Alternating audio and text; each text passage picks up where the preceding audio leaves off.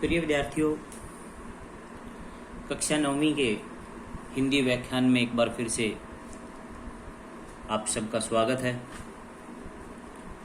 आज हम आपकी पाठ्यक्रम की पुस्तक क्षितिज भाग 1 के अध्याय प्रेमचंद के फटे जूते,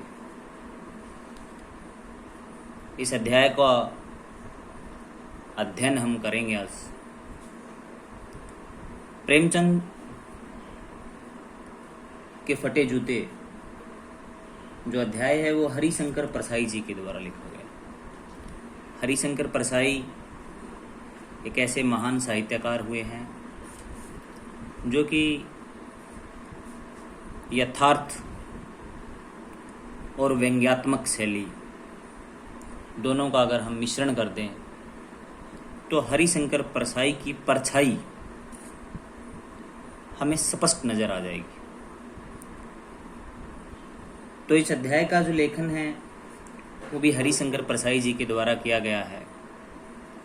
इस अध्याय में प्रेमचंद और आज का जो अवसरवादी जमाना है, आज जो दिखावे की संस्कृति हावी होती नजर आ रही है,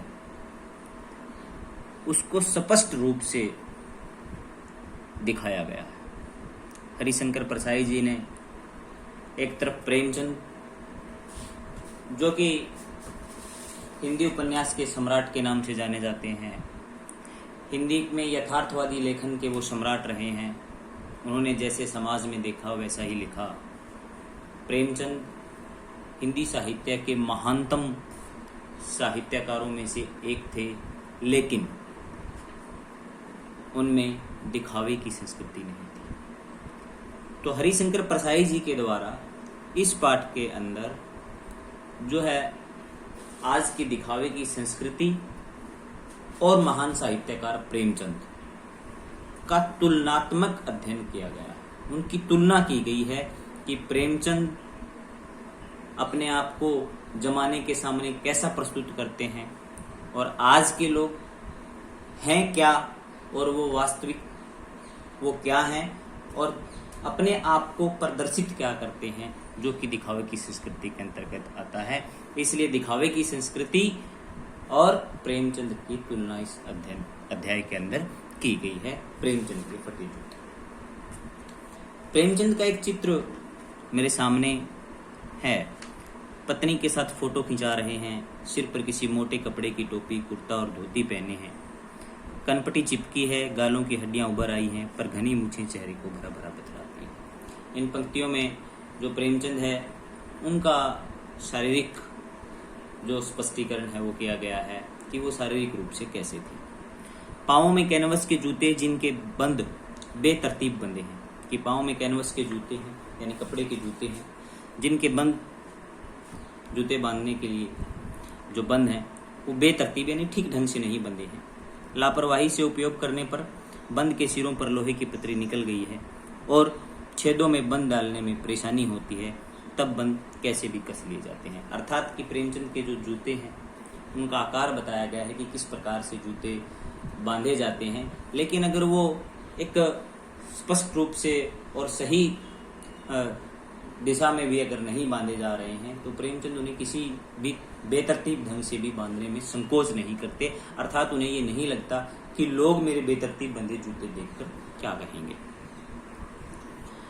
दाहिने पांव का जूता ठीक है, मगर बाएं जूते में बड़ा छेद हो गया है जिसमें से अंगुली बाहर निकल गई। प्रेमचंद के द्वारा दिखाया गया है कि प्रेमचंद ने जो जूते पहने दोनों पाँव में से एक पाँव का जूता ऐसा है जिससे कि उस जूते का जो अंगूठा है या अंगुली है वहां से वो जूता फट गया है और वो अंगुली जो है बाहर निकल चुकी है, लेकिन इसमें किसी भी प्रकार का संकोच जो है वो प्रेमचंद को नहीं है, क्योंकि प्रेमचंद एक ऐसे व्यक्तित्व थे, एक ऐसे जो है साहित्यकार थे, एक ऐसे महान व्यक्ति थे जो जैसे हैं वैसा ही लोगों को दिखना चाहते थे। और अगर आज दिखावे की संस्कृति की बात करें तो लोग वास्तविक कुछ और हैं और दिखते कुछ और हैं, जो कि एक बहुत ही हम ये कह सकते हैं कि हमारे समाज के लिए बड़ी ही खतरनाक स्थिति है कि हम होते क्या हैं और अपने आप को दिखाने की कोशिश क्या करते हैं, जो कि एक हमारे समाज के लिए बहुत ही गलत रीत है।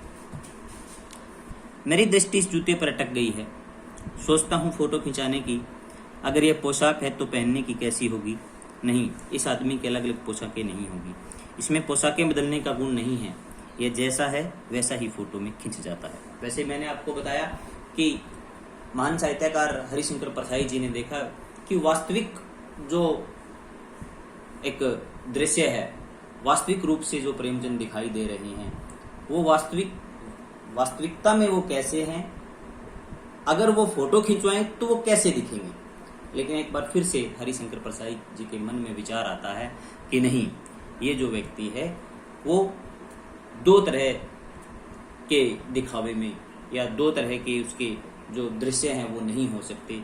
वो वास्तविकता में भी प्रेमचंद वही है, और अगर उन्हें फोटो खिंचवाना पड़े तो वो भी वो वही है। क्योंकि आज की अगर बात करें तो आज लोग अगर वास्तविक जो जीवन होता है उनका वो कुछ और होते हैं, और अगर उन्हें किसी प्रकार का फोटो खिंचवाना पड़ जाए या किसी प्रकार से जमाने को प्रदर्शित करने के लिए वो अपने आप को कुछ अलग दिखाई देते हैं, जो कि दिखावे की संस्कृति है।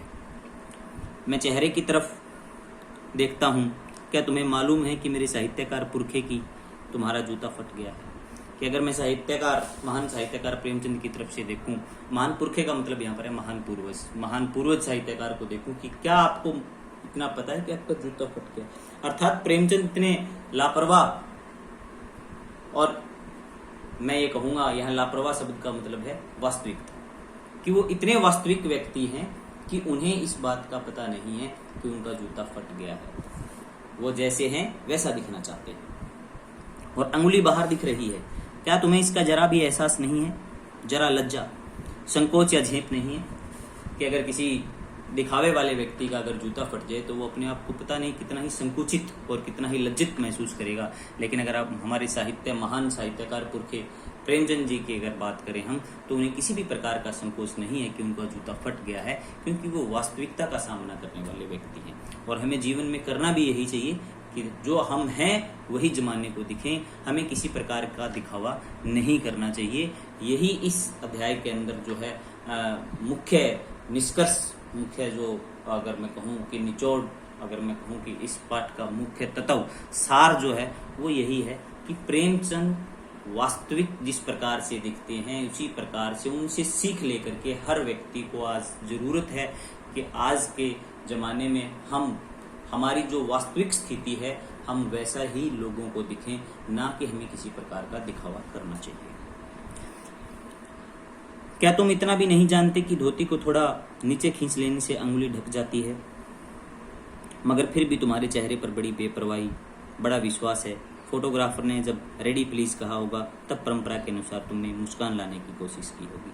कि हमारे महान साहित्यकार प्रेमचंद के दृश्य में ये दिखाया गया है कि वो शायद, क्या वो उतना नहीं जानते कि अगर वो अपनी धोती को थोड़ा सा नीचा कर लें तो शायद वो चीज़ जो जूता फट गया है वो छिप जाएगा। लेकिन नहीं, जो महान साहित्यकार प्रेमचंद जी हैं वो ऐसा नहीं करना चाहते। वो अपनी धोती को नीचे करके वास्तविकता को नहीं छुपाना चाहते, वो वही दिखना चाहते हैं वो जो हैं। तो विद्यार्थियों, आज का जो अध्याय है वो यहीं तक। कल इसी कक्षा में इस अध्याय को हम जो है जारी रखेंगे और इस अध्याय का अगला पक्ष जो है कल की कक्षा में किया जाएगा।